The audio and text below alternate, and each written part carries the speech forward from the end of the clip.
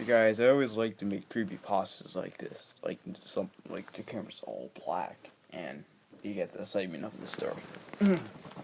I've never, not even in the earliest days of my childhood, felt afraid of the dark. Her lurking song visions for nothing but fascination for me. At age 12, already been sort of those glowing spots hiding in her mental.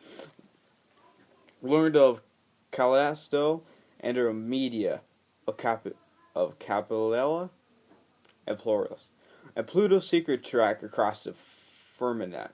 The tender year was 2001. Mr. Steenberg sat in his living room, straining to hear his daughter's conversation with her friends.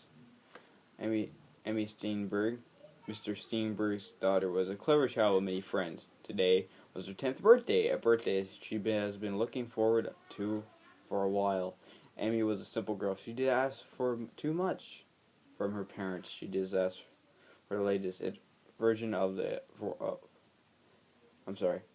of the Interact doll. It was painstakingly expensive for a trip of Disney. Instead, she has asked if she could host a sleepover. Of course, Emmy's parents were perfectly okay with this. It was cheap. I was thought if it was what her daughter wanted, Amy was overjoyed. Mr. Steenberg could tell, even though he was downstairs and the door to study where the girls were closed. She was the loudest one. She was telling plenty of jokes because whatever she said was followed by short fits of laughter. After many minutes, Mr. Steenberg heard the door open. The sounds of shattered footprints.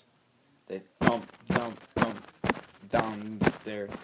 And filed into the living room. Amy stopped right in front of her dad. "Can we play hide and seek?" "I don't see why not," her brother said simply. He got up to leave. "No, you stay here, but I promise you won't tell the seeker where we hid." She told him. "Promise." Her father smiled up at her and said, "Sure." As the girls began, Amy was seeker. She ran around the house, peeking under tables, opening and closing doors, turning lights on and off, jumping into rooms, trying to scare another girl. Then it was another girl's turn as seeker. She, too, used these techniques, adding her own things here and there. Finally, it was Amy's best friend's turn. She did the same thing, but after many moments, she came back downstairs, and all the girls trailing behind her. They filed into the living room once more. "What's wrong?" asked Mr. Steenberg. "We can't find Amy anywhere," said one of those. And this was true. Mr. Steenberg all the girls combined could not find Amy anywhere. After an hour or so of desperate searching, Mr. Steenberg phones the police and parents of the party-goers. The police searched everywhere. After many days of patrolling, taking pictures of Amy, they too gave up. Mr. Steenberg fell into relief. Amy has been his only child for many years. He and his wife decided that it was time to sell the house. Right too much of the day when Amy gone missing. Mr. Steenberg walked around the house looking for stray objects that they might have forgotten to pack. Then he remembered.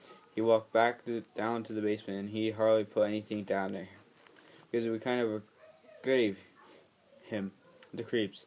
He walked around for a while, picked up things he would take when he saw it.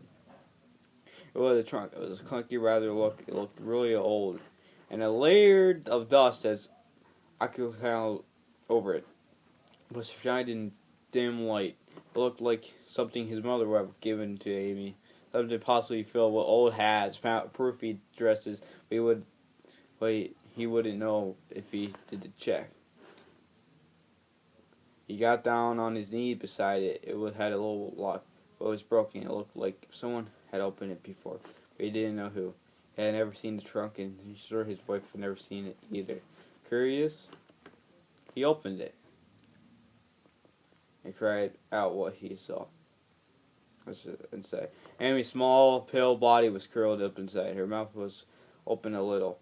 He had been right about the clothes. It looked like if she had fallen asleep on the bed, her eyes were wide, and there was one thing that she looked like she might have thought before she passed. "They're never going to find me."